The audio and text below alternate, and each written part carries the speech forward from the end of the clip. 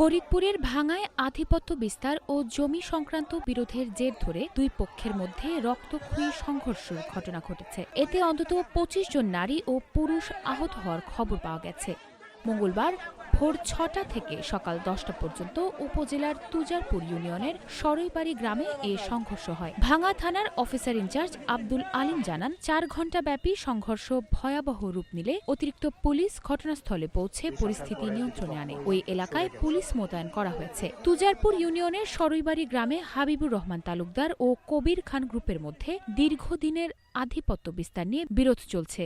গত ২ দিন আগে কবির খানের পক্ষের লোক শহীদ খানকে গ্রামের রাস্তার ওপরে বেধম মারধর করে। এরপর এই নিয়ে গত দুদিনে দুদফায় কবির খানের পক্ষের লোকজনের বসতঘর ভাঙচুর ও লুটপাট চালায়। সেই জের ধরে মঙ্গলবার ভোর ৬টা থেকে সকাল ১০টা পর্যন্ত দুই পক্ষের লোকজন দেশীয় অস্ত্র ঢাল সড়কি নিয়ে সংঘর্ষে জড়ায়।